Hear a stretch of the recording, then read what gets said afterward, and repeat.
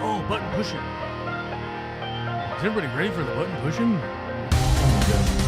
What are these buttons? It's gonna be crazy when the pop-out chat works today. Oh my god.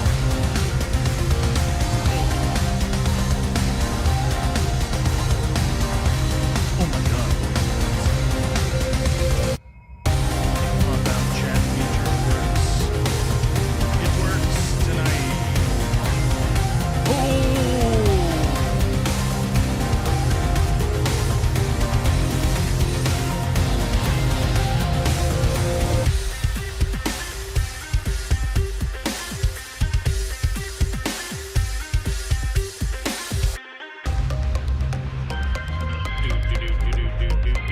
I think that's the end of the song, right?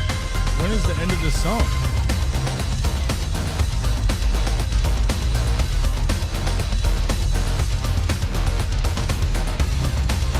This is the song that never ends.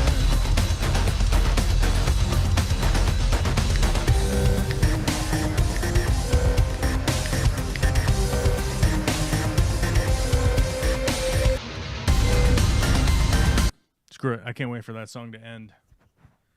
We just could not wait on that song to end any longer. It was getting out of hand, folks. I couldn't take it. As a matter of fact, I just couldn't take it anymore, any longer. As however, that song was going on forever. I just couldn't take it. I couldn't take it anymore. We just had to turn it off. Okay? So we did. We moved on. What's up, everybody? It's Monday, the 23rd of December. I hope you have solidified your Hanukkah, Kwanzaa, solstice plans. Your solstice plans should be over by now. Your Christmas plans, your satanic ritual for the winter feast, whatever it is you do, I hope you've got it figured out, because it's getting late in the game. If you're not ready for whatever the hell is about to happen in your neck of the woods, you should get ready for it. You should get prepared. If you give gifts, you should already have them. If you wrap gifts, you should have them wrapped. Don't be like me and have to wrap them tonight. I got most of my presents done, the shopping for the girls, as it were. I mean, pretty much the only people I have to shop for these days are Olivia and Victoria.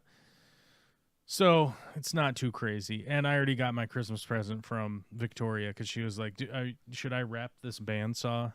And I was like, you don't need to wrap that bandsaw.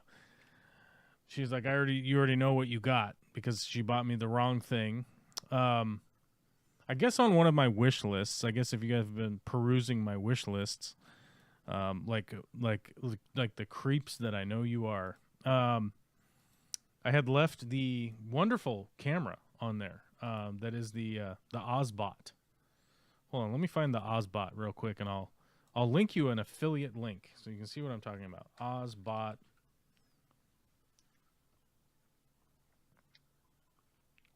Tiny 2 webcam. Is that right? Yeah, here's the 4K version of it. You don't want the light version, as far as I understand. You want the regular one. This is the one right here. Let me get you a link so you guys can see what I'm talking about. And then I guess I'll probably just make it easier for you. Instead of sending you off. Actually, no, here's the link. We get Amazon affiliates if you guys are buying some late birthday presents for somebody that streams, or Christmas presents for somebody that streams. It says the Christmas countdown is 33 hours, 45 minutes, 13, 12, 11 seconds away. Very exciting. Very exciting. Very wow. Vicky had purchased this camera for me, which I had put on the list quite a while ago, because I had an idea with this camera. Because the great thing about this little streaming camera is that it is on its own. Oh shit! What the hell do you call that? Gimbal. It's on its own gimbal, and will follow you around. So as you guys can see, as I move around, the camera is static. The camera is not going anywhere. The camera is static. Now, the Ozbot itself would follow and keep me in the middle of the frame, which I think will ultimately be very useful for doing aquarium, not necessarily maintenance, but I have an aquascaping area right here that I built, and we'll be doing videos from there. So my idea was run the camera right up to the top right there, so then I could have a little me in the corner where you guys could watch my stressed out face as I pinch my fingers or whatever and talk about whatever I'm doing, and then have a camera that's either shooting into the tank or whatever. And then I wouldn't have to worry about, like, if I was moving around, I wouldn't be off camera, because the little gimbal would be following me, so that as I could, like, hold things up and everything. Very useful. I think it would have been a wonderful, useful tool. But the question is, can you make enough money doing YouTube live stream videos of aquascaping? I don't know. The reality is, I don't know. And the question has always been, is it viable? And the question is not have an answer. It has not have an answer for me, because we have some patrons whom I'm eternally grateful for. We have some YouTube members I'm eternally grateful for, and some support. But we're not at a level of support where I just say fuck it and don't worry about other work. So the constant making bids for people, getting estimates for people, doing that kind of shit has been the main thing that I've had to do this last year. We should be doing a pretty big project here coming up in the next month that is going to tie up a lot of my time. But who knows? Because sometimes when you do a big project that occupies a lot of your time, it creates a lot of funds so that you're able to try and do other projects. Right now, I'm kind of talking to a couple of people that may or may not be able to edit video. One of the bigger issues is like, can they do it? A, and B, can they do it in some kind of budget capacity that will work? Because the reality is I can't afford to pay somebody like $40 an hour for, 5 hours of editing or 10 hours of editing or whatever the price may or may not be. I just can't afford to spend an additional $400 a video to get them out to people, even though they might be better quality. That ultimately still leaves all of the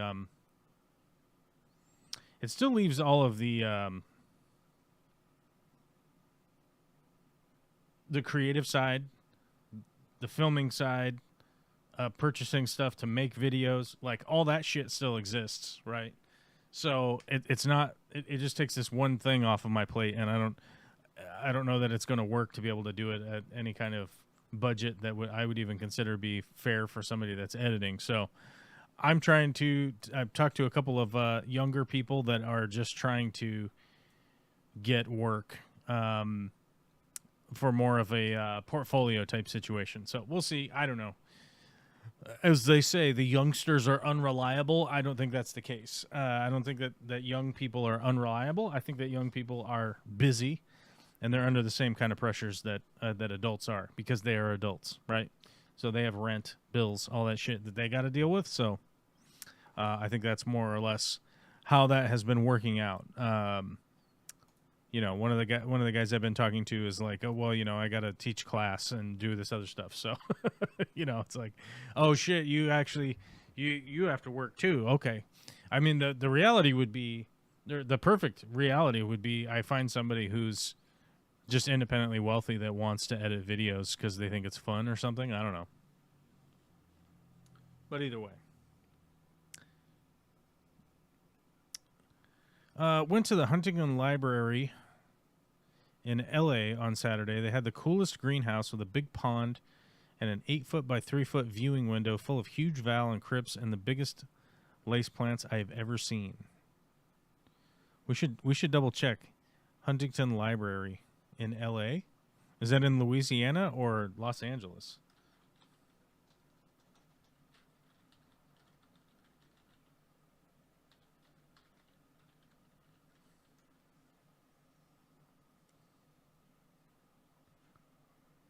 It must be in LA. Oh, this place looks cool. Okay. I didn't realize that this was the Huntington Library. The library. All right, hold on. Let me get some doodads for you.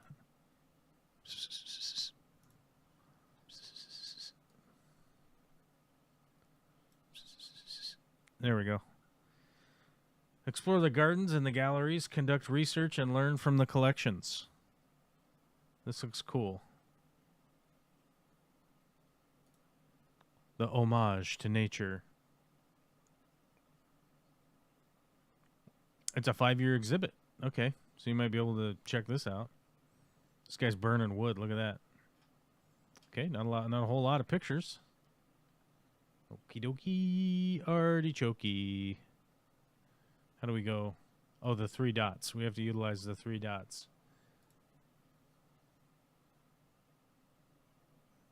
The Chinese garden. Look at this. Okay, that's a worthwhile trip. I think I would, if I was in California for whatever reason, that sounds like a worthwhile place to go visit. We'll leave the tab open so we can potentially get enough tabs open to crash my computer. We can do it. I think we can do it. I mean, do you guys even have the intestinal fortitude to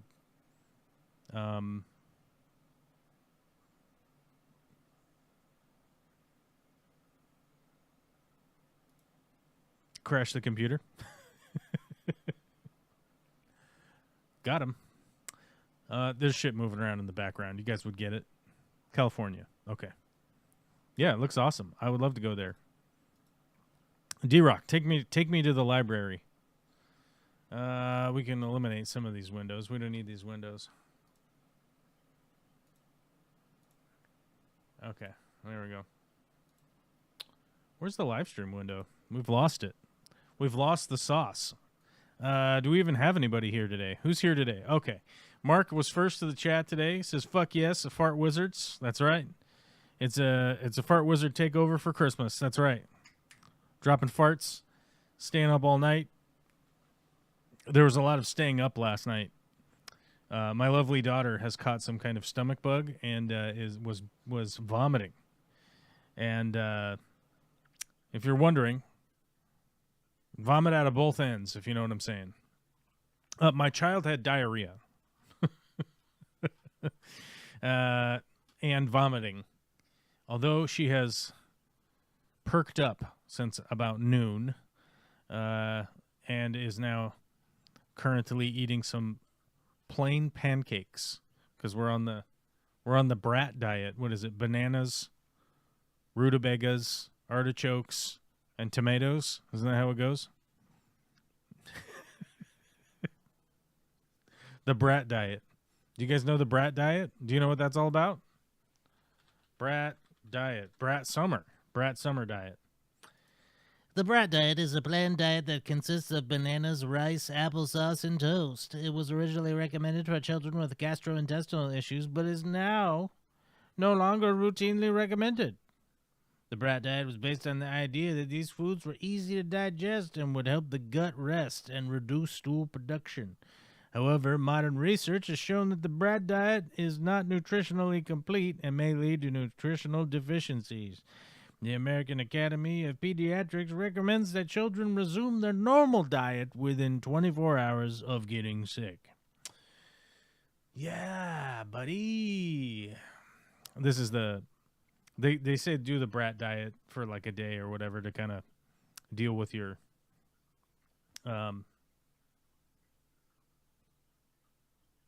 stomach issues or whatnot. So Is it bread, rice, bananas, applesauce, whatever?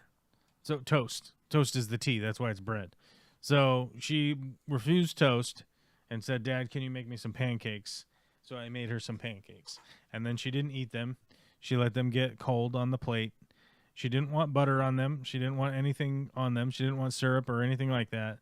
She just wanted to let them sit out until they got cold and then eat them like little, like a little, I don't know, chipmunk. You know what I mean? Oh, shit. The bot's here. What's up, bot? Fish Fam Link bot. Says, don't forget to hit the like and subscribe buttons. Oh, my God. Hitting the like and subscribe buttons are so paramountly important. We're about to move into the year 2025, folks. And if you're not hitting the like and subscribe button, what the fuck have you been doing? I think that's the reality. What have you been doing with your life?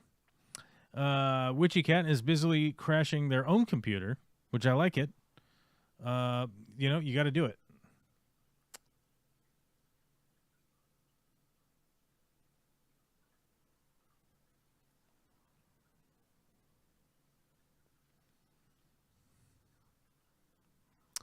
I forgot to open the green room today, so we're going to open the green room up just in case anybody needs to call in. In case anybody needs to call in and tell me I am full of it. Or not. Sharts, not farts, are no fun. Farts are fun. Sharts are not fun. Permanent, but the art galleries will rotate. It was so you'd love it. The plant exhibits are permanent. Okay. I mean, if you're talking about a library that has a whole bunch of outdoor exhibits and fucking gardens and horticulture and agriculture and I mean, I'm in it. I would do that. I would do that 100%.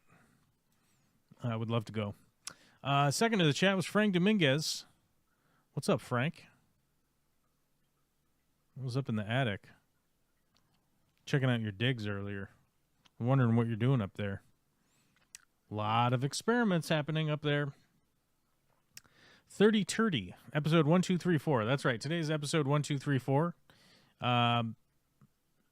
which is wild. When I was typing it out earlier, I was like, oh, it is 1234, and we don't even have like a special guest. So, what are we supposed to do? What are we supposed to do with ourselves when we don't have a special guest? I don't know.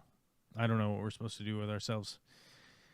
Happy Fartmas. Happy Fartmas to you, Paula, for sure, 100%. Left work early, taking little man to the doctor. Damn cough and fever won't quit. Yeah, best thing to do is to take the kid to a doc when it just keeps going. So I got up for work at 3 this morning, and he was coughing so bad in his sleep. Sounds like a croup cough. Yeah, I mean that's the thing. When your kids, they get that cough and then it just doesn't go away, and they're coughing when they're sleeping and stuff. I mean, that's always the sign. The sign is like they're dead asleep and they're coughing, right? You're like, this motherfucker's sick for sure. There's no question about it, right? Because Olivia will do that thing every once in a while where she does like, I'm coughing, and you're like, what are you doing over there? Are you sick? And then you realize like, no, they're just being weird and coughing every once in a while.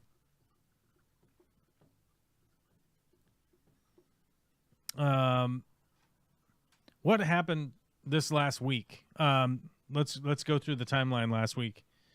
We worked on Alyssa's house. I don't know if you guys are following the Alyssa Bentley saga, the ongoing saga. The Alyssa Bentley fish room is coming quite along. It had been a while since I had been there, and I started going back to help 1 day a week with their fish room. It's coming along quite well. We cut out a bunch of old cancer out of her house.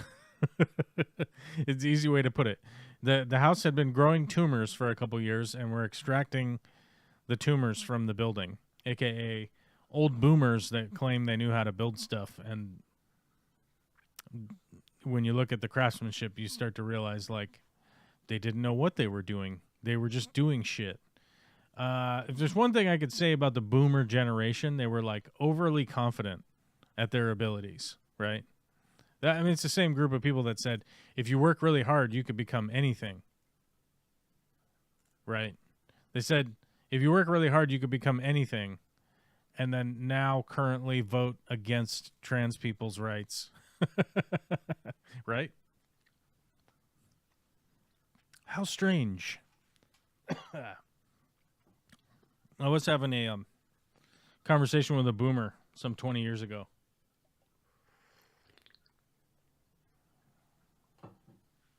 He listened to a bunch of Rush Limbaugh, and one of the things Rush Limbaugh would always bitch about, well, there's a litany of bullshit that idiot would talk about, and one of the things is he would always complain about the young generation because they got participation trophies, and you know, they got told that they if they worked hard they could do well, if they focused, you know, things would work out, if they blah blah blah, right? And I said, a participation trophy? You mean like a weekly or a bi-weekly paycheck? And he's like, no, not like that. And I said, well, what is a weekly or a bi-weekly paycheck? Because you didn't win the championships. You didn't win the company. You didn't win all of the earnings, right? You participated in work. You didn't receive a bonus. You didn't receive anything extra. You didn't receive any accolades. You just got your participation award in the form of a paycheck. Here's your participation award, sir. Hopefully see you in the next 2 weeks. Right? And I was like, do you think the idea behind the participation awards was to sort of make it seem normal to get a participation award every 2 weeks? Do you think that was the idea behind that? And they were like, oh, I don't know, you might be onto something. And I was like, I don't know if I am onto something or not. But it does take really simple critical thinking skills to go like, okay, why would somebody think a participation trophy for an 8-year-old playing soccer would be good? And it's like, oh, because they showed up to all the practices, they showed up to the games, they played during the games, they did what they were supposed to do. Great job. Thanks for turning out. Here's a token of our appreciation for you turning out, right? What else could that be described as, right? Did you win the championship trophy? No. But you did show up to all of the appointed things and do what you were supposed to do for all of those appointed things. So here's your participation trophy for having showed up for the last 2 weeks, right? So I don't think that I don't think that argument actually holds any weight at all in my mind when they go, oh, this younger generation, they think that they're entitled to just a bunch of free money or whatever. And it's like, I don't think that they're entitled to, I don't think that they think they're entitled to a bunch of free money or more than anybody else is. But if you look at the proportion of the wages being earned now versus the amount of money that it costs to survive in this country, right, of the United States, it's diminishing. The workers' income is diminishing more and more and more to a point where a lot of people don't even have anything left at the end of the month, and they're not happy about it. They're not happy about that, and I can't imagine very many people that would be like, oh, this is great. Let's just say nothing and keep doing what we're doing.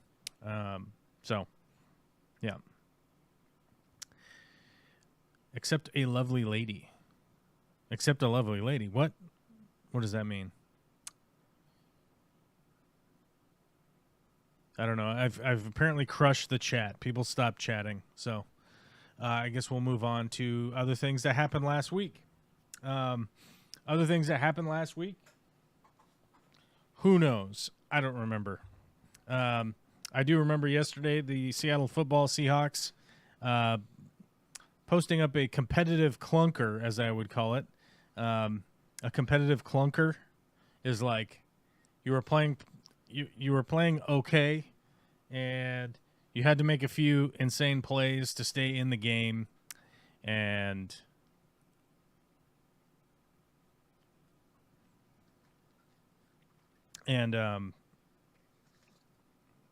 lost by 3 points at the end because they made a phenomenal play.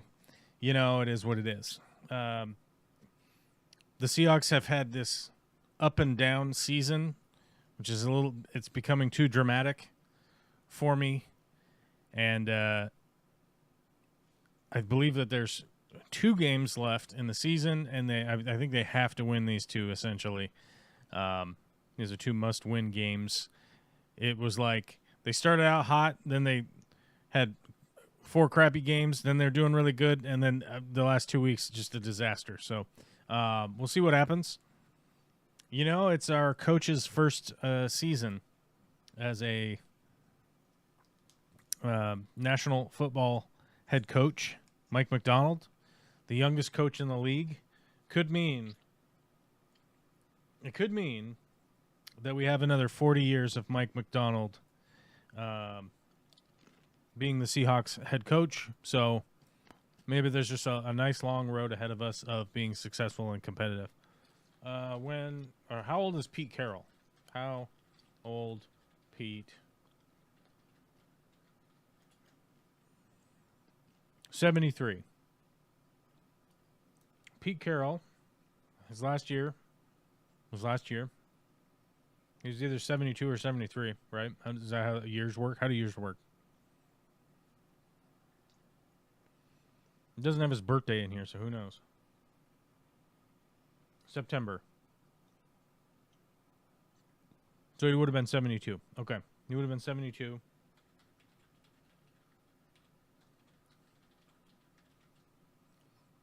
Mike McDonald's 37 years old. Okay, 35 years. So we could be up for 35 years of Mike McDonald. That'll probably be fine, I think, coaching wise.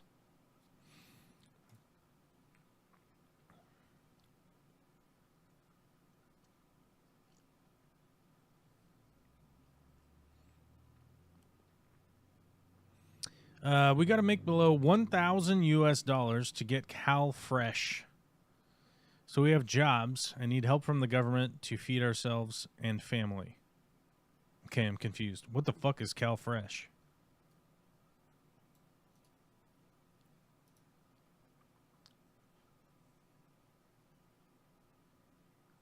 Oh, California food stamps. Okay, EBT. Yeah, that's the crazy thing is that like food stamps are at such a low level.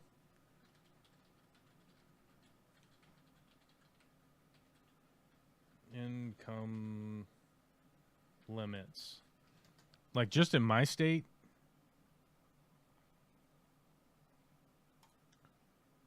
it's 200% of the gross income limits are now 200% of the federal poverty guidelines. Net income limits don't apply to most households.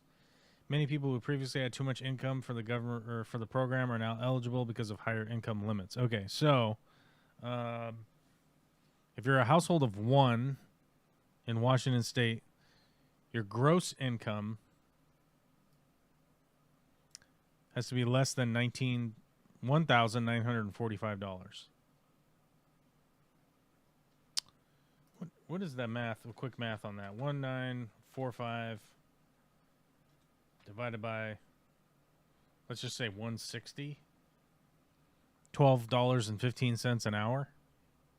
$12. You need to make $12 an hour to get food stamps. If a household of 1, if a household of 2, it's 2,622. Household of 3, it's 3,299. So the price changes depending on how many in your household.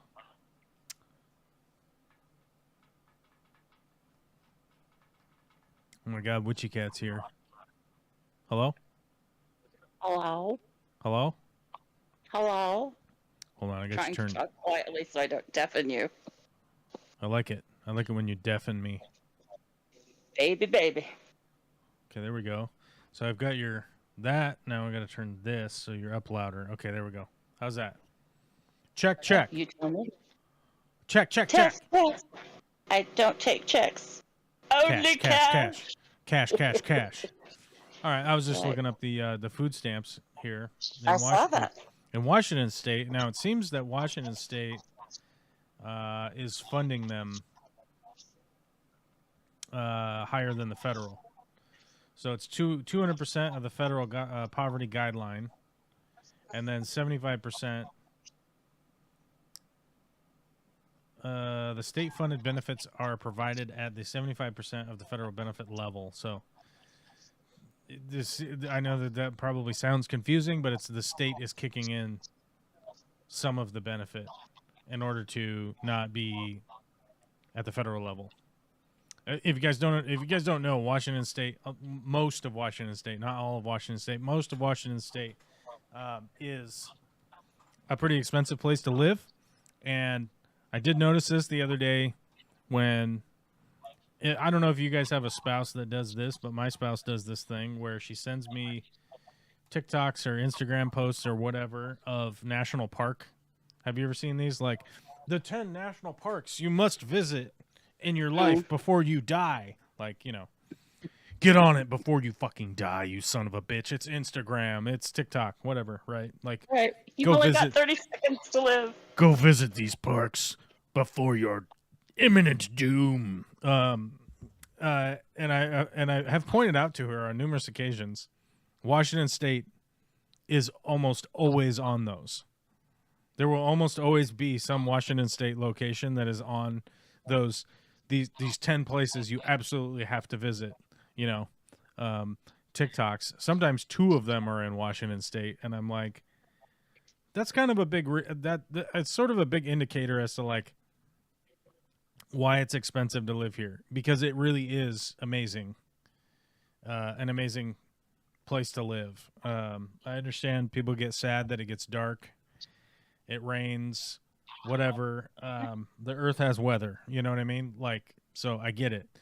If you are somebody that's like, I love Phoenix because it's hot as balls all the time, then okay, I get it. It's probably not for you, but it is for me. And the reason I even bring that up is that like it's pretty expensive to live here, so you can't just go by the federal shit, because essentially the federal shit is like the worst place in Alabama is sort of the standard, right?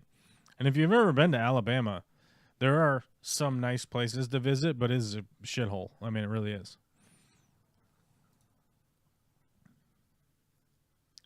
Happy early Christmas. See ya. Okay. See ya. Bye. He has to go to work. Gotta go to work. Colossal sword, proper form and technique. Oh, okay. Still not really clear what that was. His answer didn't make sense. I don't know. He said he was working on his core strength. Was his? Oh, no, he said he was focusing on losing weight before I make core combos. I don't know what the core combos are. I don't know. Maybe making videos or something. I don't know. Confused. Exactly. Zip Gun says top executive pay has skyrocketed just at obscene levels now. Yeah, the bigger thing is it's not even top executive pay. It's the top 5% in the United States compensation, right? That they are receiving is just leaps and bounds beyond the other 95% of this country. It's not just the top. I know people always want to focus on the CEO, especially after the United Health guy was assassinated. People always want to just focus on the CEO, but it's like, how much is the board making at United Health, right? Like the board members at United Health, how much are those guys making? Do they have health care? Do they have 100% covered health care, right? United... You mean the VPs aren't driving Hyundais to work? Healthcare board. Board member salary.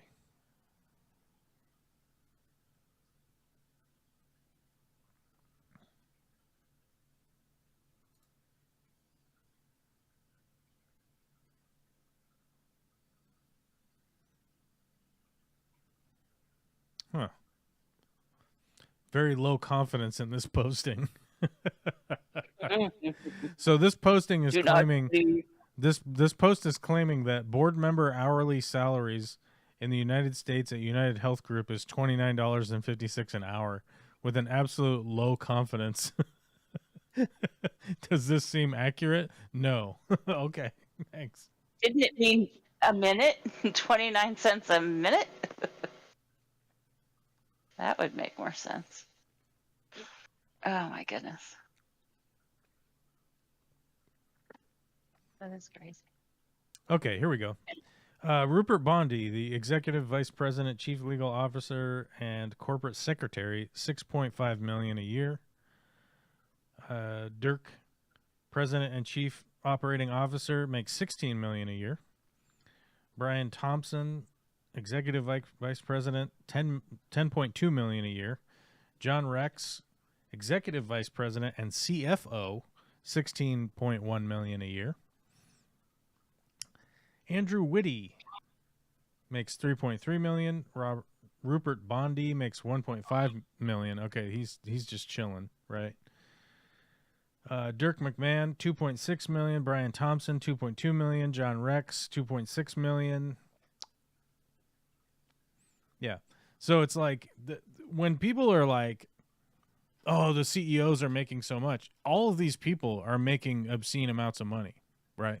Mm. And oftentimes, like, people, when they're detracting against what I'm saying, that like the executive compensation is just over the fucking top. I'm not just talking about the one guy at the top who's making a ton.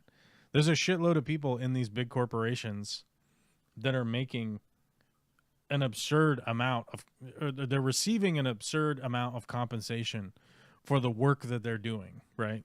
And if you're ever going to, a guy I used to work for shared with me a Jeff Bezos video where Jeff Bezos was being interviewed about like his most important day-to-day actions, being the Amazon bajillionaire, right?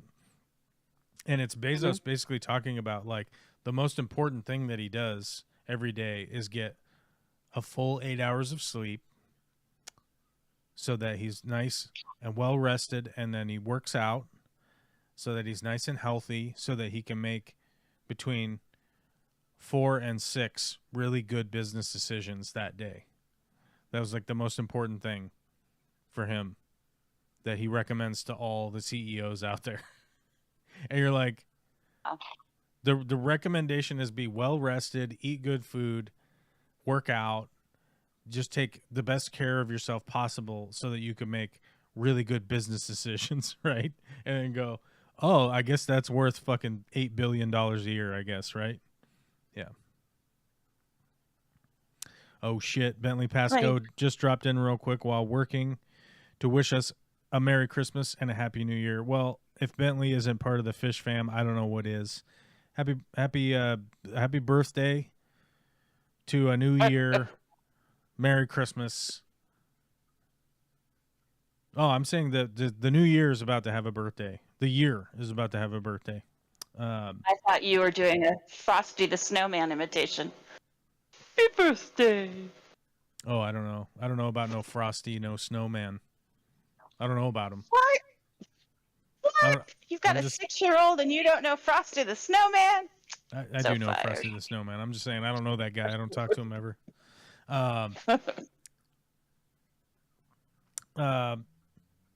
Yeah, and so like if we're talking about like the CEO compensation, right? It's like, how about the fact that the most important thing that guy thinks is the most important part of his job is to just sleep and be well rested and be ready to make these important decisions, right? And fundamentally, it's like the level of arrogance to say that is just I mean, it's unpalatable, really, right? Of like, hey, you're worth, these hundreds of billions of dollars. You are extracting wealth at an unparalleled level. You're like raping and pillaging all these small towns in the United States where you put in these these shipping and packaging facilities that no longer even have a workforce there, where one of your ideas was to bring back the company town so that people are using company script to fucking buy all the things that they need, right? So you can just make your own crypto money and fucking you guys live here, you make Amazon bucks. Like, what the fuck? Right. You know, and like that was one of their brilliant ideas. That's one of the brilliant ideas that Jeff Bezos, being so well rested, came up with. Let's bring back company towns when indentured servants existed and slavery was barely outlawed. Glossed over. Right. Right. You know, and you're like, that was the brilliant idea that day that you were so well rested for, that your thought process was so advanced compared to everyone else's thought process was, let's bring back company towns and then we'll just make crypto money and we'll have them work for the crypto money you could only use it in our stores. Like, we're taking care of our workers. and we're gonna put RFID chips in your hand so it can track you wherever you go. Because we care. Like, you know, oh, Bezos, you slept well and took care of yourself and ate super fancy food and then bought yourself a $500 million boat. And the best idea you come up with was, how about we just bring back slavery, right? Well, he watched that documentary on Prime, so. Right. No, he produced the documentary on Prime. About Chinese doing that. The Chinese, as it were, right? Yes. China. Why doesn't he make some Amazon hospitals to allow employees affordable care? Money better spent than trying to go to Mars. Well, currently, right now, the economic struggle around controlling space is the reason that they're doing these programs, these rocket programs and shit. Elon Musk got a shitload of federal money to fund his rockets, shitload of taxpayer subsidies, and was able to launch Starlink, which gets a lot of shit reviews, is super overpriced for the service that you get, is cluttering up space, is polluting space, is causing all sorts of problems. It's giving him ability to remove people's internet service to protect themselves from invading forces in the Ukraine, right? Yeah. And the fact that anybody would liken that guy to Iron Man is beyond me when it's obvious he's Lex Luthor, right? Like, I was going to say the Pillsbury Doughboy, but okay, Lex Luthor works too. He's not as fat as the Pillsbury Doughboy, right? He shows his belly a lot. Anyway, sorry. Well, he fucking has no idea like how to wear a shirt properly.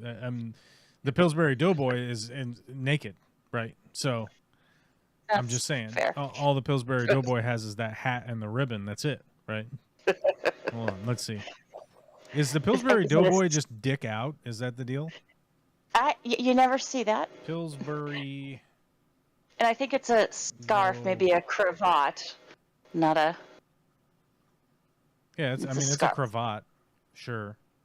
It's backwards, so Are it's you not fucking French now? Are you fucking Frenchy? Hey, with your cravat? that's right. It's a ribbon. With my cravat. Let's see. Is the Pillsbury Doughboy? Naked. Yeah, I mean, if he had a dong, he's dong out. That's what I'm saying. Like, if he had a wang, oh my God, here's this whole family, and they're all naked. Oh no! But none of them have reproductive organs. How does he have a family? Anyway. I mean, there's his grandpa. There's the elder. There's the dad. There's the grandma and grandpa. Then the Pillsbury Doughboy and wife. And then his kids and a pig. Well, the pig is very important. You know, because you can't have pigs in a blanket without the Pillsbury Doughboy. People claim that life is short, right? You know, they go like, life is short, so you better embrace all of the things, right? You got to embrace everything because life's too short. somebody who's spending time making the Pillsbury Doughboy family is all I'm saying. That maybe All life of whom are wearing isn't as short as we think, right? all of whom are wearing more clothing than the actual advertising thing himself. Everybody else is dressed. But Everybody he's else not. is dressed. That is a valid point. That is a valid point. Everybody else is covering their genitals except for the Pillsbury Doughboy. Oh, what's this? A see-through Pillsbury Doughboy? Oh, that's where his bones would be. Okay. Okay. Maybe. Pillsbury Doughboy anatomy. I'll probably get banned from YouTube for showing all this nudity, okay? This ludity. It's lewd nudity. Oh my god. Banned. Banned from YouTube. That's Showing the hilarious. Pillsbury Doughboy's dick root. You can't be doing that. Why does he have intestines? He has. No, never mind. Just Bob says he's that unpopular weird kid from high school who's going to get back at the world for not properly appreciating his genius all those years ago. Yeah, I mean that's really what it is. You know, it's insane that the United States, the incumbent president, is seemingly ceding power and decision making to this absolute fucking creep who was not elected, has never received a vote. Nope. For any office ever in Well, any of the companies. And as a matter of fact, he was run out of almost every company that he had any kind of collaborative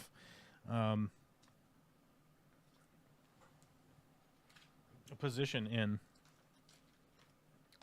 Paid money to force companies to put down that he was the founder. I mean, come on. It's fucking insane. And how he's managed to accrue all of these like MAGA simp weirdos like is beyond me, because those exact same people, the insanity is this: those exact same people will go onto like Facebook or whatever and be talking shit about electric vehicles like crazy, and then they're huge fans of Elon Musk. It fucking boggles the mind. But I think the reality of that is that Elon Musk appeals to the Nazis that exist in America. Right. And I've talked about this online many times before. And so this is not a new topic for me. It might be a new topic for you, but I've had personal interactions with American Nazis many, many, many times in my 30 plus years of being a punk rock kid. I ran into all sorts of white supremacist organizations. One of the few times I've actually been shot at in my life was from a bunch of fucking neo-Nazi pricks in fucking Idaho. And these people exist in the United States, and you probably don't even know who they are. You probably don't know them because Americans don't know their neighbors, right? And if they didn't literally have a swastika flag out front, they'd be like, oh, I don't know, it's probably fine. Except a perfect example, and I shared this in my Discord a while back. A perfect example is the no quarter given flag. There's a guy down the street from me. It's quite a ways away. You have to kind of bike ride over there, sort of situation. The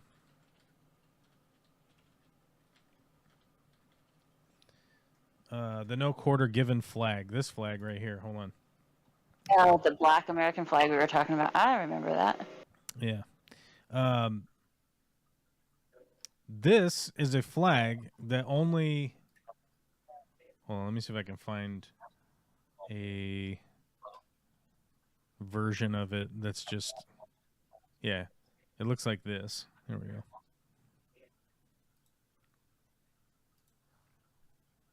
Looks like this. It's essentially a black and gray American flag, and it's it's blue. It's this really dark blue, mainly because it's made out of cheap Chinese material and sits out in the sun, and then turns a blue color, and then they go like, oh yeah, it was supposed to be that the whole time, right? Irony. This American flag made in China.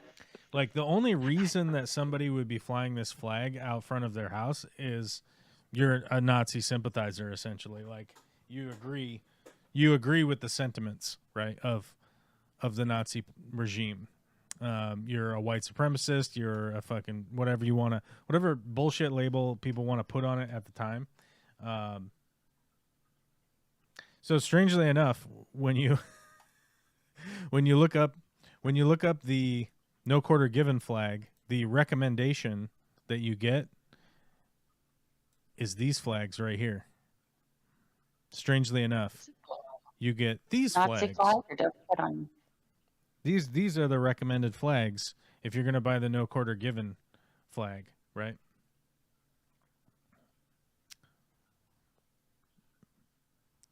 All the Dixie flags, right? Which we've talked about before on this stream. They're literally just the flag of the. This isn't even the flag. It's not the flag of the Confederacy. It's the flag of the battle regimen. That's it. It's the battle flag, right? So it's like it's not even the Confederacy flag, because the flag of the Confederacy didn't have the overlying symbols on it.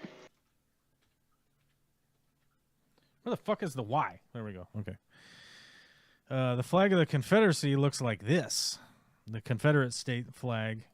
So if you thought, oh, that person that told me I'm supporting the Confederacy, this is the flag that they should have out front. If they thought, oh, I'm supporting the Confederacy, it's this flag, right? 1, 2, 3, 4, 5, 6, 7 stars, 3 bars, right? This was the flag of the Confederacy. Here is actually one of them. Here's an example of one that still exists. I don't know where the fuck it is. National Museum of American History. Go figure. Go figure it's in the National Museum of American History. Right? This is the flag of the Confederacy. So if somebody was to tell you, like, oh, I support the Confederacy, you go, oh, cool, you got your 7 and 3 flag? You got this thing? 7 stars, 3 bars, you got that thing? And they go, oh, no, I've got this flag. I got the Union Jack. Where the fuck it is? The Dixie Stripes, this one. If they've got this one, you got to realize this is only beholden to the war. That's it, right? This isn't the flag of the Confederacy. This is literally an army regiment's flag, right? That you're marching to war, right? So if somebody is saying like, oh, this is my flag of the Confederacy, you just say, no, that's not the flag of the Confederacy, because it's not. That's the flag of the battle regiment. Are you marching? Are you marching on somebody to do battle? Like, and by the way, if you are, who are you marching on? Oh, you're marching on other Americans? Because there was a group that did that in the past, that literally formed an army and marched and fought against other Americans. And they all literally said the reason that they're fighting for it is to maintain their way of life, purity, by maintaining slaves and slavery, right? So, you know, but the funny thing is that I point out that flag to my spouse, and I couldn't stop the girls from running up to that guy's door on Halloween because he was already outside, and he was like, hey girls, I got candy here, you know, which of course they ran over there because all the parents were with them, so they were pretty safe. They probably would have run away if we weren't there, but you know, and this guy is literally the epitome of you know, a toothless guy that thinks that women shouldn't vote. I'll give it to I'll phrase it that way, right? He gave our girls some candy. They left it at that.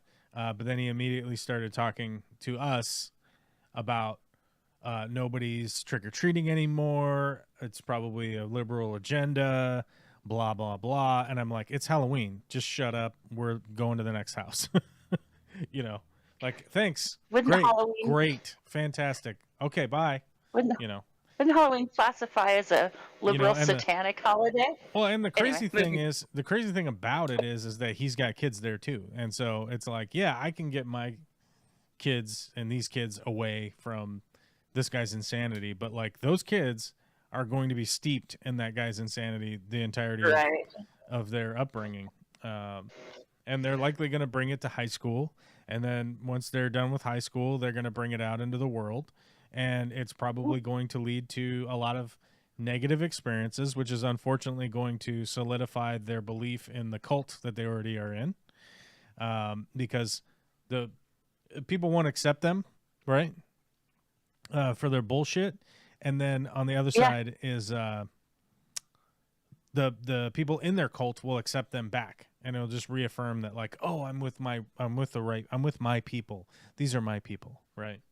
And so it'll just keep going on, and then they'll listen to bullshit like old Rush Limbaugh tapes that their grandpa recorded for them or whatever. Ew. Dipsy Dunker Dooery baby. Dipsy Dunker Dunkery do baby. I don't know how to say that. Corvus, happy holidays. The fresh cut is fire. Which cut? My haircut? Oh, fuck yeah, it is. It's amazing. It'll blow your goddamn socks off. Although, it's a week old. Look at this. It's getting shaggy. This is ridiculous. I'm late, but I showed up just in time for the liberal satanic conversation. I'm in that. What up, buddy? We're here for the let's hail Satan or whatever. I don't know. I don't believe in Satan either, because I believe that's the other part of believing in Jesus or whatever. It's all just some fable-y bullshit that somebody made up to control people and get money from them.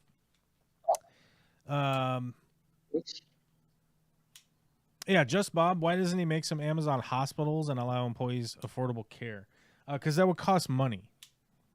And when you're hoarding money, like Scrooge McDuck, actually it's worse than Scrooge McDuck. When you're hoarding money like the Carnegies, right, the trick that you're supposed to do, or the Rockefellers. Let's use the Rockefellers and the Carnegies. Same guys, same time. A bunch of weirdos that probably jerked each other off. Some kind of weird ceremony where they wore masks and jacked each other off or whatever. I don't know.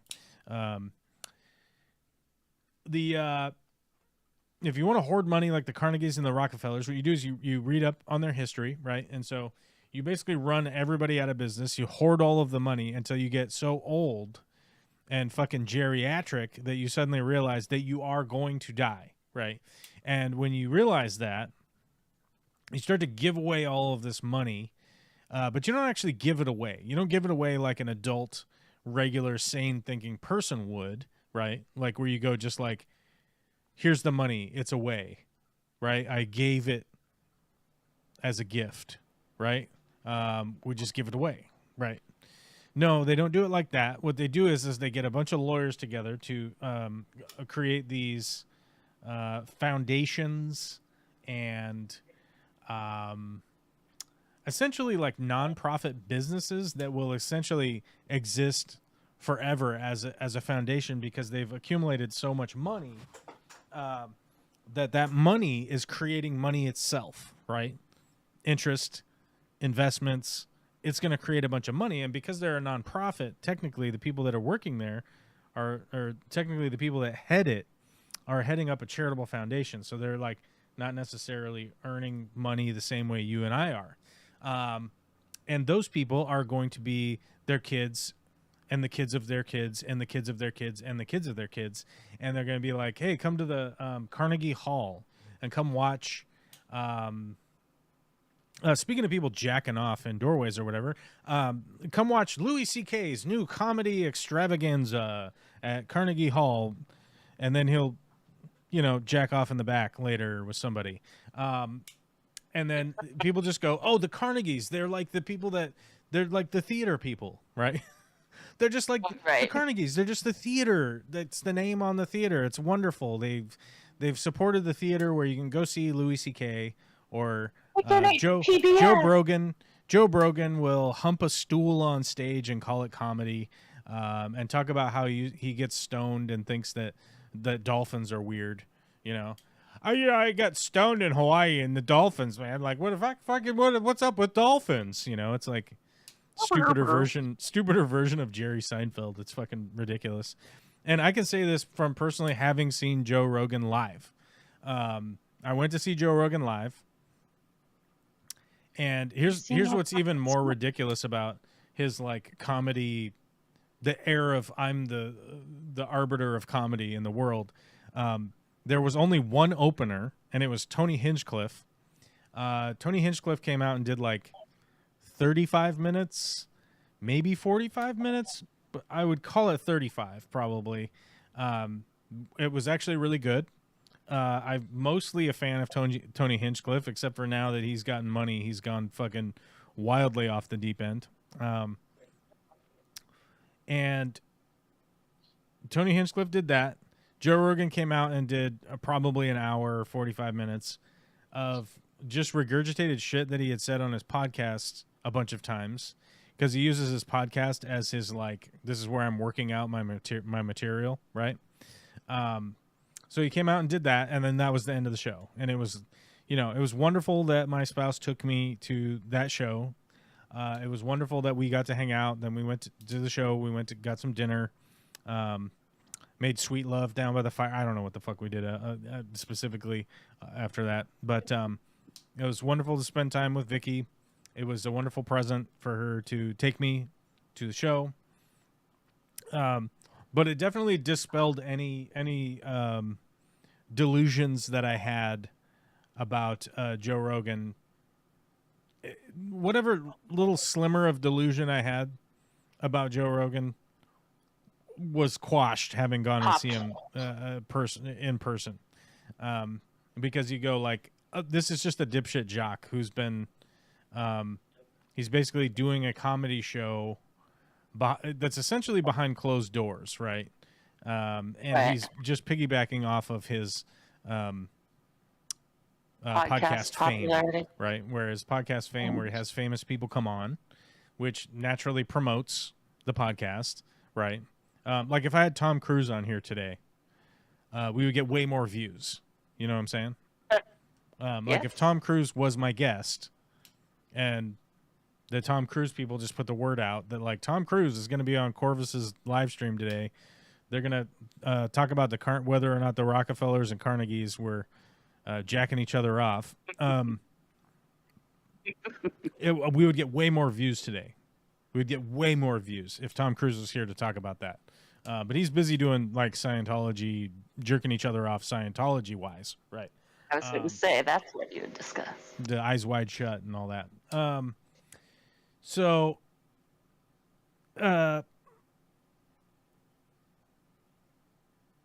it's always one of those things where, or hold on, how do I tie this together to even make any sense? Because what was the beginning part I was talking about there?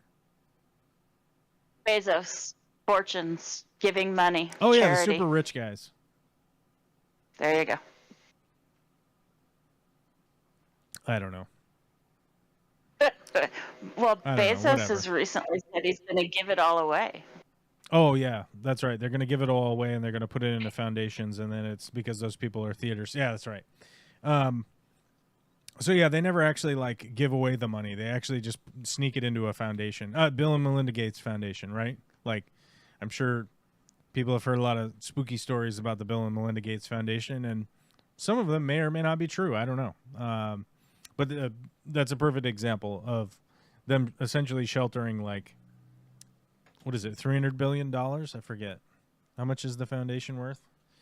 Bill and Melinda Gates Foundation worth.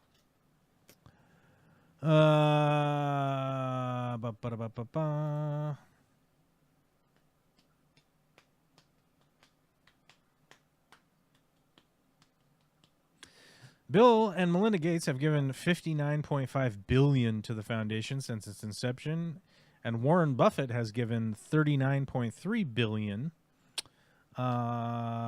It's currently valued at $75.2 billion, but I'm not 100% confident of that initial evaluation, because $60 billion plus $39 billion is more than $75 billion, right? The foundation's charitable support in 2023 was $7.7 billion, and in 2022 it was $7 billion.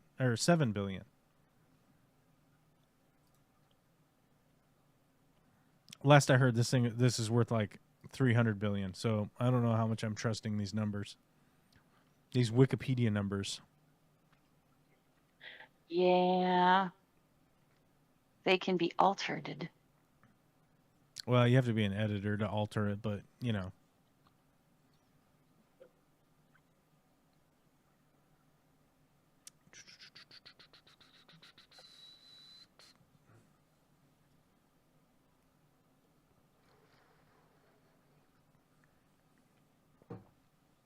Fortune magazine in January of 2024 reports Gates Foundation intends to spend its $67 billion endowment down to zero within 20 years of Bill and Melinda's deaths.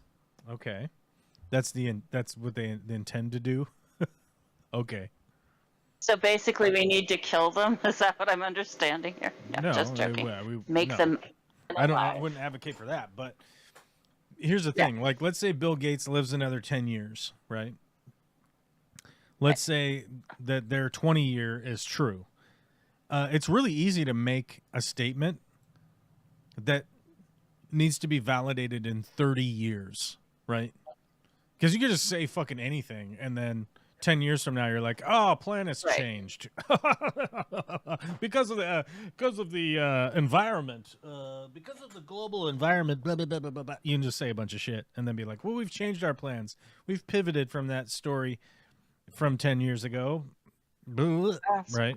And who the fuck is even going to ask them about some shit they said 10 years ago, right? That's going to be that's the bigger thing.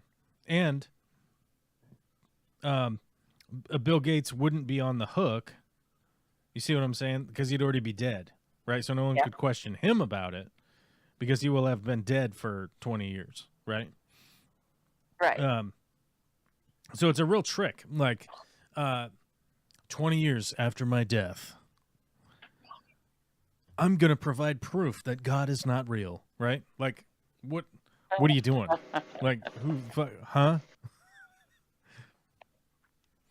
Daniel Velez, hello everyone. Can't stay. Just wanted to wish everyone a wonderful holiday. Well, I wish you a wonderful holiday too. Unfortunately, I have to stay here. Isn't that how that works? Actually, I guess I could just leave and you guys could get the chair stream.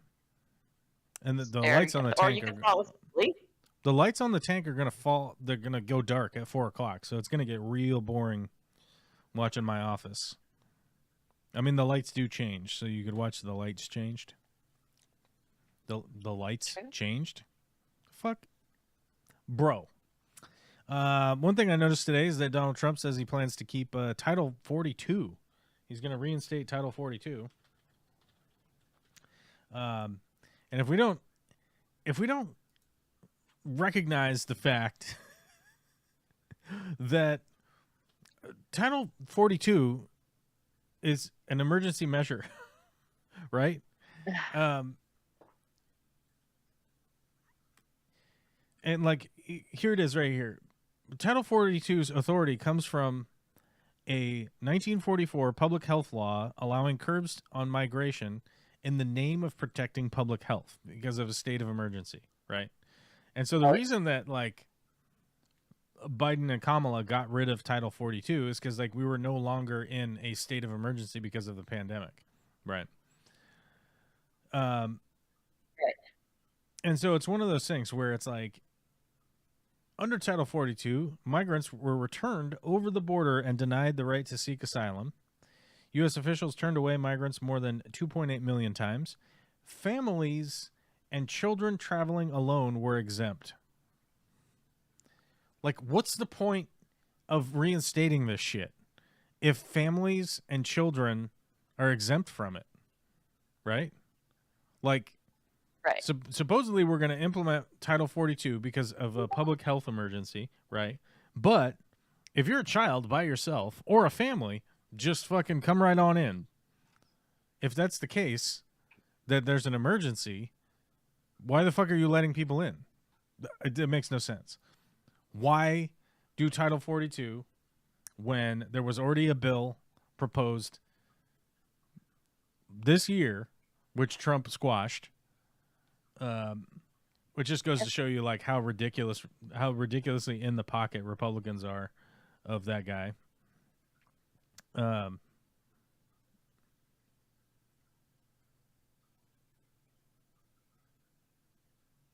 and yet they won't pass that bill. They just want to do executive orders based off of fucking an emergency action, which is insane. I mean, somebody asked me the other day. They were like, "Well, what's your big problem with Trump?" And like, Somebody barring actually all, asked you that. what's that? I said someone actually had to ask you that. Anyway, go on. Yeah, people ask me stuff. I'm interesting. Okay, I hope you know that. No, I didn't mean that. It's just that 3 minutes in your presence pretty much sums up the answer to that without having to ask. Anyway, Are go you ahead. sure? Are you sure about that? Well, they might be thick. They did possibly vote for Trump, so People call me maybe sir. not. People call me sir at stores. Okay. Okay. All right. They Yes, don't know sir. they don't know what's going on. I don't walk around Okay. with a fucking MAGA hat and a goddamn Rebel Dixie Bullhorn? flag on me, right? I was Like, close. I don't wear a fucking uniform that says, "Hey, I'm a big cuck. I'm a big lib cuck." You know, I don't wear any of that shit, so nobody would know.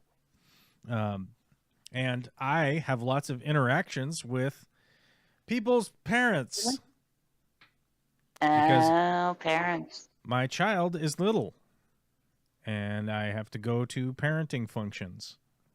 So, if you're Witchy Cat, if you're really wondering who these people are, I know that you're very isolated, and so it's probably very easy for you to go like, "Wait a minute, who the fuck's asking you what?" You know. So I'm trying to explain it That in a way wasn't that my makes point. sense. No, okay, I get it. Yeah. All right. No, my- I make it profoundly clear that if people ask me, I will let them know all about it. But I was like, look, the reason, barring all of the fucking Nazi rhetoric, the authoritarian rhetoric, the stupid tariff rhetoric, barring all that, like this bullshit nonsense that this guy's doing, I can grade him on the last time he was president because he's been president before. So it's not even a question of like, how effective is this guy? And my biggest concern is how ineffective a president he was. Okay? The only thing he managed to do was pass a tax cut for the wealthy, that top 5% we talked about earlier. Carnegie's, Rockefellers, all these fucking douchebags. He started a little bit of the wall. Who, by the way, if you talk to MAGA people, he built the whole wall, but somehow he's building the wall again. I don't understand it. He managed to completely flub any response to the pandemic, by the way. If people have such short memories, they can't remember the pandemic happening. I don't. By the way, this boggles my mind. People were like, "Where were you at 4 years ago?" And it was like, fucking wearing masks, worried about the president talking about drinking bleach and shit. Like, that's where we were at 4 years ago. What the fuck are you talking about? You know, were prices lower 4 years ago? Well, 5 years ago, certain things were lower because nobody was using them, like gasoline. But strangely enough, electricity was more expensive. Natural gas was more expensive because people were using a shitload of it. Housing was more expensive. Yep. Like, have people forgotten like what the price of houses was 8 years ago? Anyhow, when he was president, he was unable to pass anything. He was not taken seriously by anybody except for like jackwagons like Kim Jong-un and Putin, because they realized how easily they could influence him. And ultimately, my theory is that he was influenced by them showing him their lifestyle. That they live a lifestyle of opulence and being catered to 24/7, and that's what he wants. And he sees that as a beneficial way to be a leader, is that you just get catered on, ladies in bikinis feed you grapes while you're just a fat piece of shit laying on a overpriced sofa, essentially. That's my theory. My theory is that he saw their lifestyle and was like, oh, I want that lifestyle. So I'm going to get these other people that will help me implement that lifestyle, and then they'll just go do a bunch of shit, which we're seeing now with Elon Musk, Vivek Ramaswamy.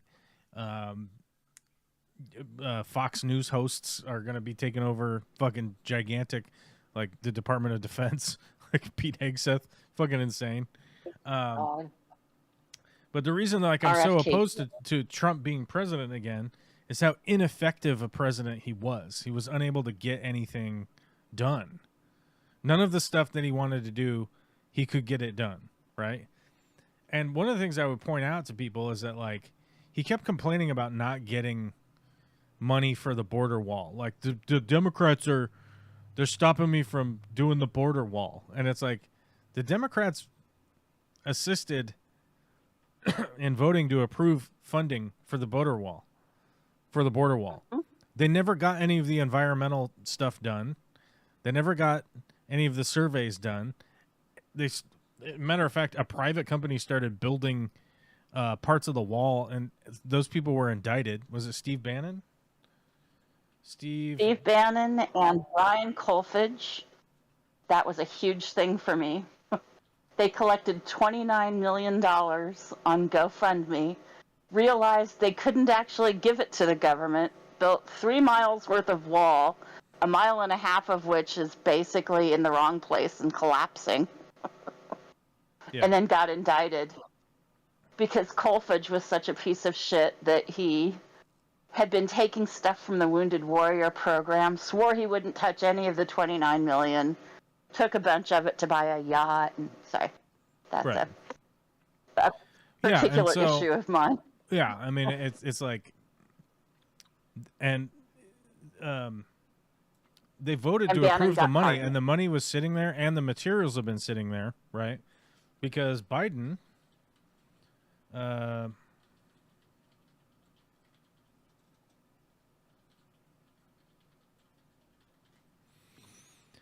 because Trump has recently come out and was complaining that that Biden is selling the wall materials off, right? And the funny thing is that he's not selling sections of the wall; he's selling sections of the material, right, that was purchased to build the wall. Because Congress requires the executive branch to make sure that they sell off any materials that are like sitting around, right? So part of the austerity measures of the Republican Party was to implement this law that the executive branch needs to make sure that this stuff is sold off instead of it sitting around and rotting and just turning into trash, right? Eventually, right? And by law, he has to sell it. Like, that's just how it works. And the strange thing is that like Biden's following the law. And also the other side of it is that I don't know if anybody saw the interview with Biden. There was like a half-an-hour video on Biden interview. I forget. It was what was it on? Oh, shit. It's on YouTube. It was a YouTube channel. Do not know.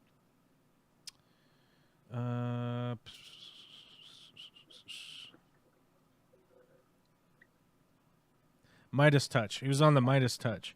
So there's a half-an-hour interview with Biden on the Midas Touch. I recommend you guys go watch that at some point or listen to it or whatever. And you realize, like, he's just an old man. That's basically what it is. Is that, like, yes, he is old, but he hasn't lost his mind, but he's an old man. And also, so is Trump, right? The difference here is that Biden was able to get a shitload of stuff done while being an old man. And Trump was younger when he was president last time and was super ineffective. He was unable to get anything done. One of the most like impactful things that Trump did as president was fly to Saudi Arabia, meet with the oil producers of the Mideast and Russia, and coax them and coerce them into reducing their oil production during the pandemic so that prices wouldn't bottom out to zero, thusly collapsing a lot of American interests in oil, right? Right. That was probably one of the biggest things that he did, and I wholeheartedly disagree with the bullshit of him even doing that. I honestly feel like if the oil companies need to go bankrupt, the oil companies need to go bankrupt. They've got so much goddamn money they can bail themselves out if they need to. But yet, here we are, and people go like, "Oh, he's gonna drain the swamp or whatever." Remember how he's gonna drain the swamp, and that all he did was just add to the swamp. So I was like, all he did was fire the people that he brought in to drain the swamp. I mean, he's literally like going to fire his own FBI director, Christopher Wray, to replace him with a fucking insane person. He promises to quit drinking. He's gonna. Oh, that's Pete Hegseth. All right, my bad. That's DOD, not FBI. Yeah, FBI. I forget who the guy is. What's his name? Kash Patel. Oh, yes. The guy who looks as though he's been goosed every time you see him. Yes. He probably has been goosed. He always looks terribly surprised about something.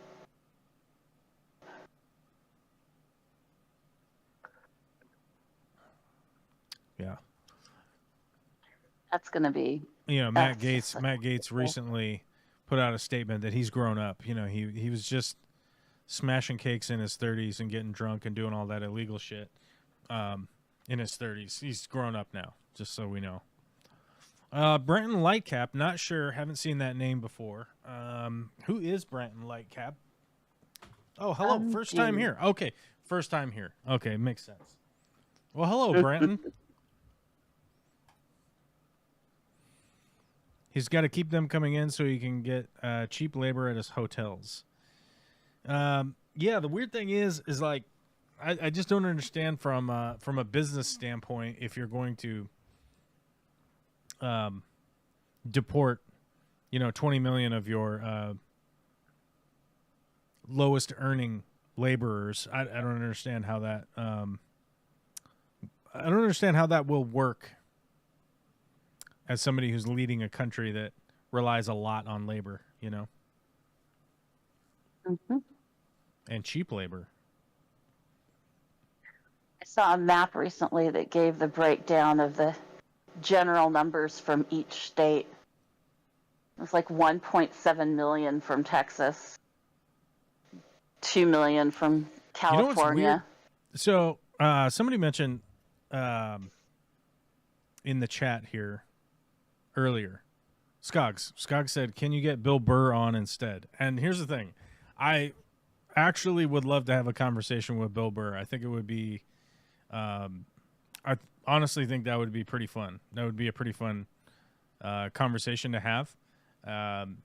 He's a fairly open-minded guy who is very skeptical of things also at the same time. He seems pretty intelligent, and he also seems like he's pretty like above the like fall for all of this stupid bullshit all the time, because he seems to be one of the few people that can actually and actively push back on wildly famous people. Like, I mean, he was on Bill Maher and, like is able to push back on Bill Maher, which normally people aren't able to do. Right. And yet I think Bill Burr is like, not only is he a big enough name, he's famous enough, but he's also like a pedigree of comedian that would be difficult to match, right? Like, I don't think there's very many comedians. I would say that like Bill Burr is probably, I don't know, maybe this is a bit of a stretch, but he's he's probably like the the modern equivalent of George Carlin. I would say, and he definitely has had a very strong like evolution over the last 30 years of him. Like I think there's a I think it's Bill Burr on Conan O'Brien. Let me see here. Bill Burr, Conan Young. It's like he has a full head of hair. So does your wife watch? No, that's not it.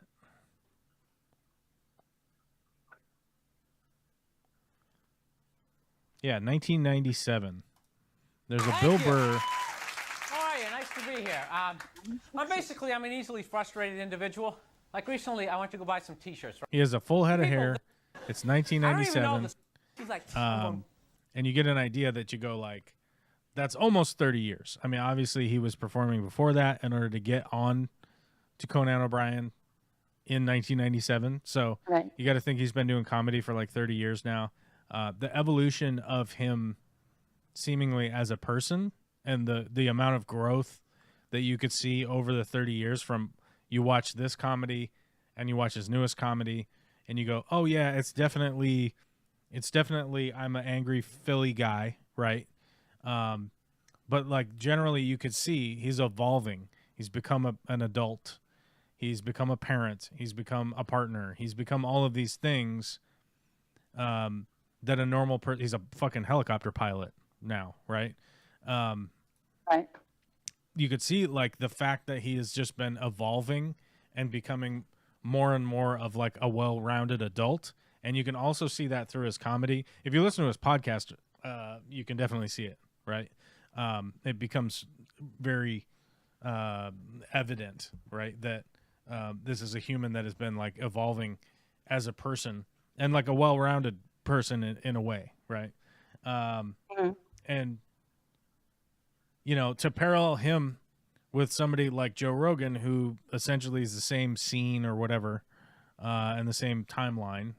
In whatever this timeline we're living in, they're in it, right?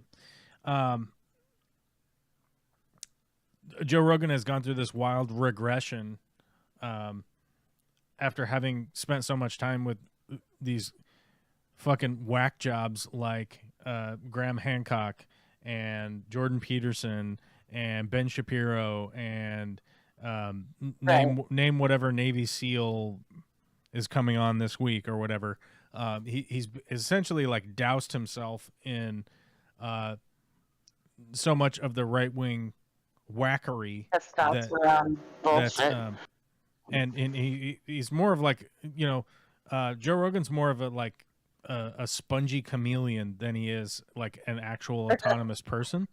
And the weird thing is that Bill Burr is respected by all of those people, right? Like Jordan Peterson, Ben Shapiro, all these fucking wackadoo people all respect Bill Burr, even though Bill Burr would come to their face and be like, "You are so fucking full of shit. This is insane," right?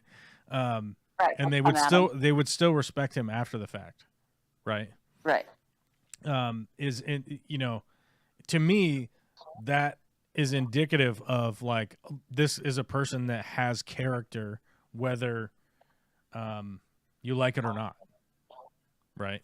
So, and like a perfect example with Bill Burr is like he doesn't fucking know anything about Star Wars, and yet he's been in The Mandalorian, right? And it's because he became friends with Jon Favreau, apparently, because he had shot a movie where he played some bit character or whatever in a movie. He knew Jon Favreau. Jon Favreau was like, dude, we need you to play this character. And he was like, yeah, I don't fucking know anything about Star Wars. I don't even know what any of this shit is, right?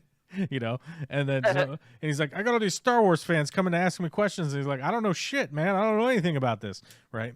And so the reality there is that you go, this is a person who is more often than not being honest and then has a level of character that you don't normally see, especially in it's not necessarily comedy per se, but it's more showbiz, right? and you definitely see more of the Right. Joe Rogan I'm a spongy chameleon guy than you do see Bill Burr's, right? Like, Right. you know, the Joe Rogan people are essentially like a dime a dozen, right? Pete Hegseth is a Joe Rogan, right? He's just a spongy Right. chameleon guy. Just whatever you need me to be, I'll go do it, right? And the reason I say that is that if you look at Joe Rogan's history, like of how he made money and how he was successful, is like he went to Hollywood as a cute young guy who is in really good shape because on his own by his own statements where he had to work out until he essentially wasn't just attacking people all the time, right? And so he got cast, he got a fucking a retainer check to do like one episode of some baseball show, which was enough money to set him up so he didn't have to worry about his bills for, I think he said at the time it was between 5 to 10 years was how much money they gave him that he could just go around and be a comedian, right? And he eventually got cast on News Radio, if you guys remember News Radio, which is, essentially like the genius of, what's his name from The Kids in the Hall? Oh God, I can see him. Yeah, I mean, I just can't think of his name off the top of my Not head. Dave Dana. Foley. What's his first name? It's Dave There you go, Foley, Dave Foley. right? And it's because like News Radio got greenlit because of actors like Dave Foley that already had The Kids in the Hall, right? They had The Kids in the Hall, which is one of the most brilliant comedy shows you've ever seen. These fucking crazy Canadians making it, and it's because of actors that were brought on to do News Radio, right? Like Dave Foley gave it a comedy pedigree to be like, we're going to do this sitcom. Like Joe Rogan's name meant nothing to do News Radio, but Dave Foley brought a pedigree to it. Not only Dave Foley, but hold on, who else was in there? Bill Hartman. It was Phil Hartman. Bill Hartman. Andy Dick. Yeah, Andy Dick. I don't think Andy Dick was really well known at that time. Yeah. It wasn't Kathy Griffin in there in that mix too at some point. I might be wrong. I don't think Kathy Griffin was. I mean, maybe she did a part on there. I remember who the female was. I'm trying to think of like the original cast. So Stephen Root wasn't that big of a deal, but Phil Hartman and Dave Foley. Oh yeah, Kathy Griffin was in there. Or was that Kathy? Is that Kathy Griffin? I think so. Right? Yeah, it's Vicki Lewis. Vicki Lewis. That's who it is. Vicki Okay. Lewis I get them confused. and Maura Tierney. Yeah, I know. It's kind of unfortunate for It's these red-haired Vicki. ladies. It's confusing. But you talk about like that show getting greenlit, right? Like it's because of Dave Foley. It's because of Phil Hartman, right? John Lovitz. John Lovitz was a later addition, I believe. I don't think he was in the initial. He took over after Phil died, maybe. Yeah, I think so. But like that show got greenlit because it had a comedy pedigree to it, not because Joe Rogan had a comedy pedigree, right? Yeah, if anything, it lent to Joe rather than borrowed from. Yeah, but then you get on a show that says here 97 episodes, and then I'm pretty sure it's been in syndication, right? So Yeah. and this is right in like peak. You make some seasons, it gets syndicated, everybody gets a check forever, essentially thing, right? Right. Because even though it didn't hit the 100 episodes thing, 97 it's fine, right? Government work. And so, and if you're just looking at his career, it's like the entirety of his career has been like, I'm just the spongy, I'll do whatever. You give me a check, I'll do it, because then you go on to, the game show that he did, Fear Factor, right? Like those are like the three pivotal things in Joe Rogan's career, right? And so you go like, yeah, he's just an actor, like, but then he'll go on his podcast and complain about the people in Hollywood, like, are so fake and this and that and the other thing, right? And it's like, but the entirety of your career has been you being fake and not actually being Right.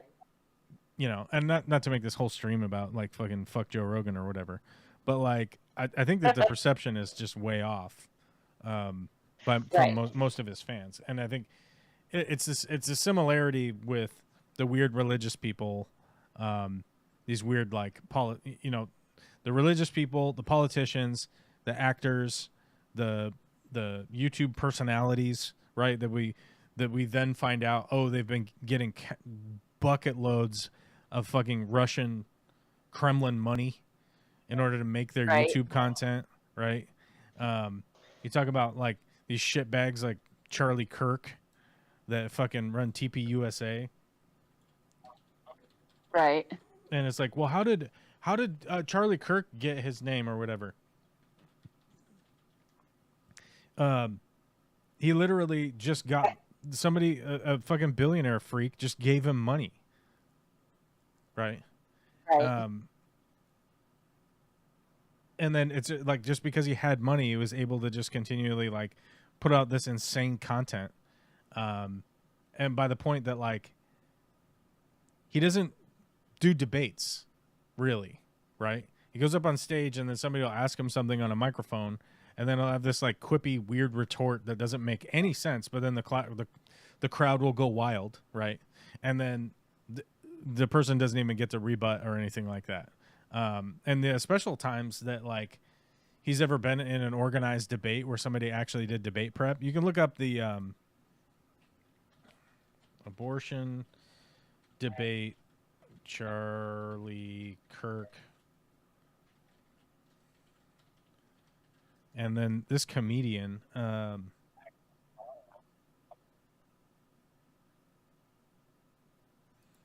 is it George Janko? Is that who it is? No.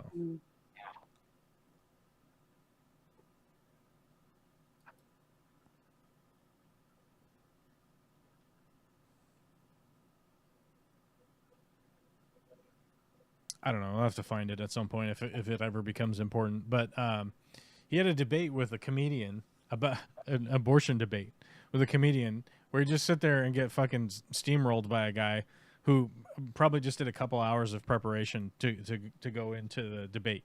Whereas like Charlie Kirk is just going to spout some kind of fucking wacky rhetoric that he's memorized over and over again. Right. And you know, there's a moment in it where the guy shows him a picture of a unborn fetus, and he's like, "Do you think that this is a human?" You know, and Charlie Kirk's like, "Yeah, that's a human, obviously," and he's like, "This is a dolphin. What the fuck's wrong with you?" You know, like you don't even know what you're talking about. Like, okay, and so it's you know, it's just frustrating. I don't know, as a person in this day and age. Right. All I want to do is drive out to Oroville and fix your shit for you. And what? I said all I want to do is drive out to Oroville and fix your shit for you. All But right. I'm beholden to the almighty dollar, so I can't even fucking do it. I appreciate that. You couldn't get up here, well, you might be able to get up here at this day. Well, no. I could do it. Yeah. You I could could do it. I'd get one of these things. Hold on. Have to hike through the What the snow. For those who don't know, my fridge went tits up today, so I now have no refrigerator on top of all the rest of my woes. Big deal. It'll happen. we need one of these things. I'm gonna figure out what this is called. Snowcat? I really want a snowcat. Wish I could afford one. No, it's like this thing.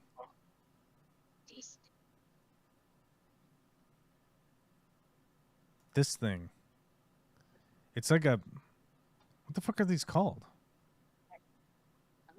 Hold on. We're gonna go to their website. I saw a picture today of somebody who had taken one of those self-propelled snowblowers, strapped a moving dolly to it, lying down, put a cooler on the moving dolly, and then just sat on it and drove the snowplow around. Wait, what? Thought, all right, now that I could DIY. Wait, what did they do? They took one of the self-propelled snowblowers, you know, the ones that will move themselves forward, and he strapped a moving dolly, like a moving hand truck, to it, laying down, so that it had front wheels and back wheels, the wheels on the snowplow and then the wheels on the dolly. He put a cooler on it as a seat and then sat on that seat and drove the snowblower around to plow himself out. I'll send you a picture in Discord. It's Okay. hilarious. These things, so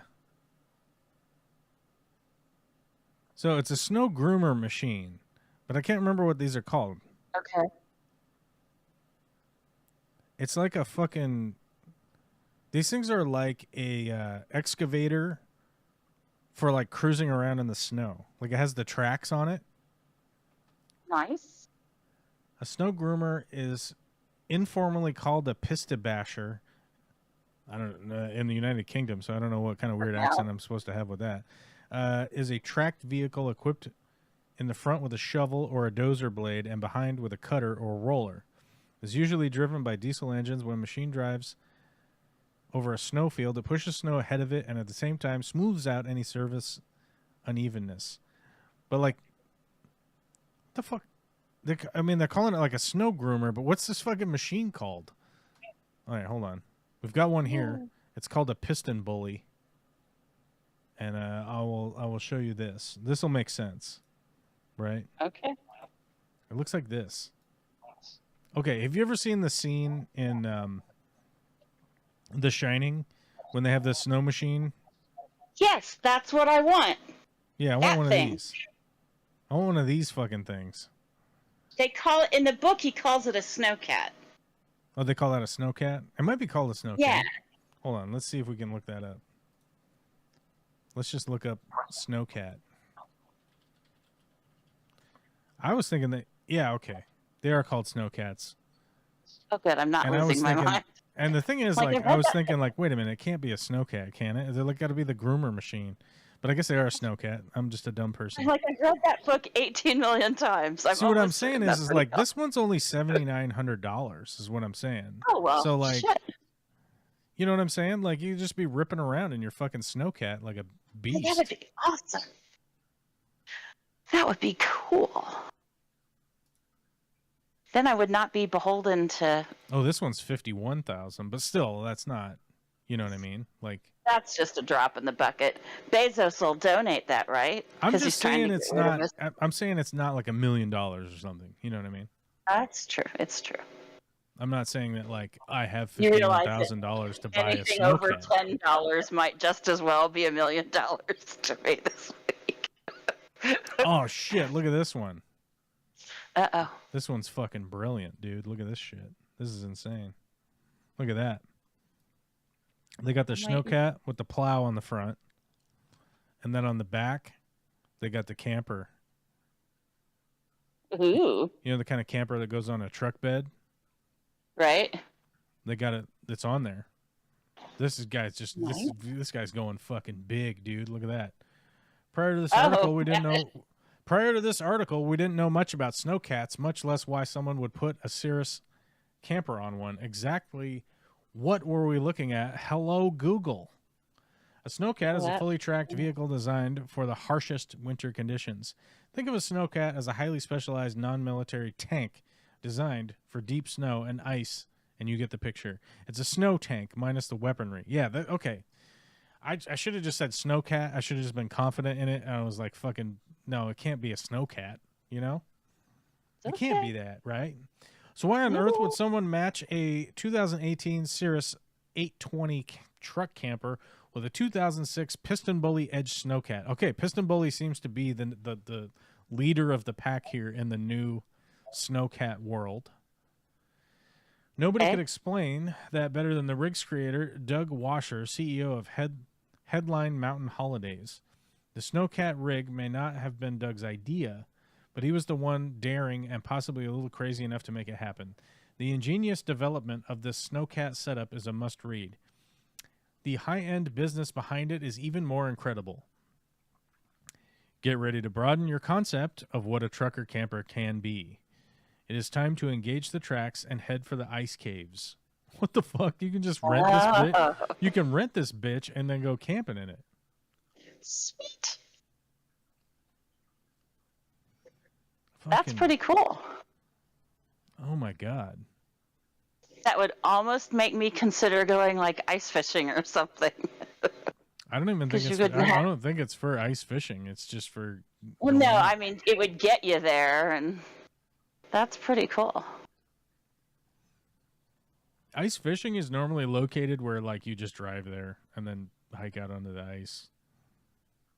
We have a big ice fishing event coming up next month. Oh yeah, at where?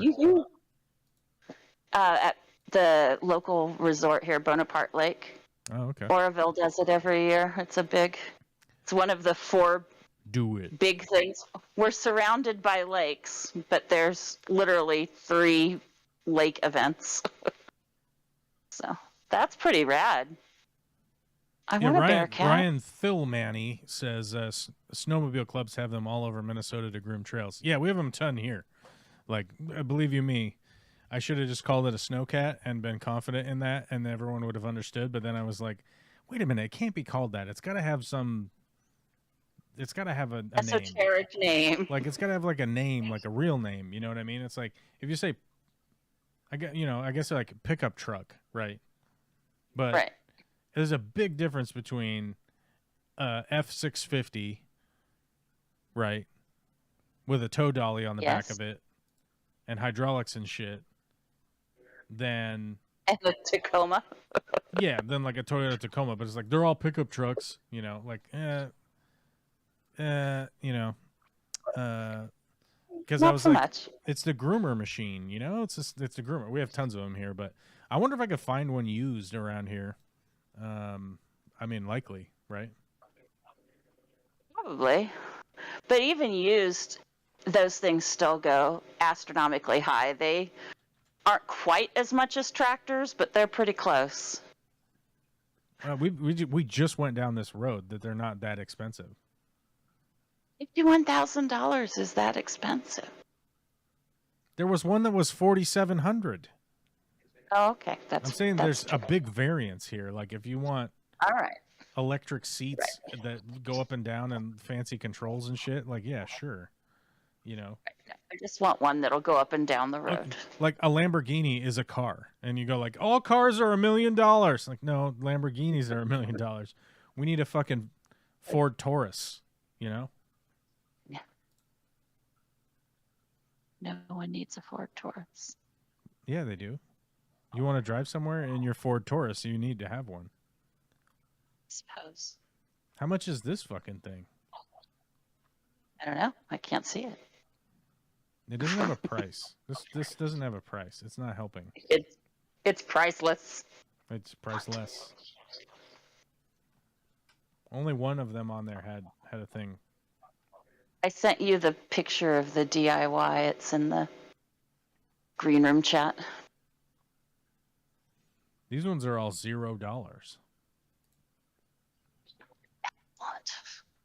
The 1994 Favero Snow Rabbit 2 Lombardini turbo diesel engine, single seat machine, turbo diesel, LED lighting, solid wheels, rear deck, 1,800 hours. Blah blah blah. Contact us for sale on this machine. I don't even know where are you? Where are you located? We should call them. You have to guess. Yeah, I guess we just have to guess. Like, where the fuck are you, bro? Yell Oh, out the God. window. Hello. Favreau. Yeah, I don't know. It's listed at $0, so I shall have it now. Thank you for $0. Right, sent it too. I'm just trying to see if like there's one around here that's for sale. Where the fuck is the 208 area code? Somebody look that up. I used to know that, actually. I want to say Idaho, but I might be wrong. It very well could be Idaho. It is Idaho. God damn, I am good. Oh, yeah. It's the McCall- entire there you state go. of Idaho. It's located in McCall, Idaho. I could have just scrolled down. I have a friend who lives in McCall. She could deliver it. Actually, she would probably abscond with it. She Criminal. owns a private Christian school in McCall, Idaho. Ew. Yeah, well, she's a nice person outside of that, so it's all good. Ew. Gross. I know. Where are these all price on request? This is annoying. Okay, this one's 41,000. This one's 50,000. This one's 28,000. This one's 18,000.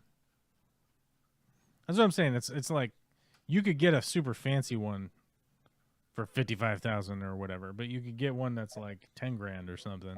You know, I think it's Right. a big variance.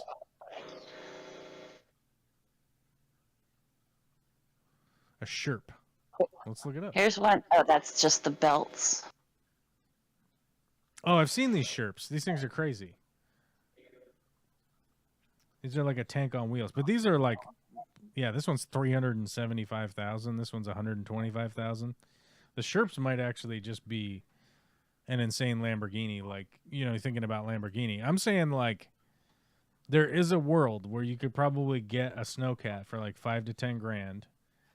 You could. That's an amount of money that a human could save up, right? Like you're not. It's not insane. No, it's true. Apparently, you could put a camper on it. Fucking drive it around the and mountains. you can get those a dime a dozen around here. Driving around As the long as you don't mountains, care go whether- camping. Go camping That's up in right. the mountains with your snowcat. Ah, fuck, it's 4 o'clock. We've Speaking been of machines talking and stuff, we got 0 super chats today. No new members today. It's 4 o'clock, which means I got to go Aw. move a trailer. So Again, with the moving of trailers. thank you everybody All for the booty crushing the like button. More viewers than likes, so we have that going for us. Good job, guys, with the like button thing. Yeah, like I said, Kiwi. Hi, Mike. no super chats to shout out. We didn't reach any goals. No goals reached. Okay, we don't have to do a Saturday stream. I hope everyone has a fantastic Christmas. I hope your Christmas is good. I hope your Hanukkah is good. I hope your Kwanzaa is good. I hope your pagan ritual to the god of thunder is good. Whatever the fuck you do, I hope it's good. It's fulfilling, and the Carnegies don't try to, jerk you off in the dark or anything. Okay, have fun. Bye bye.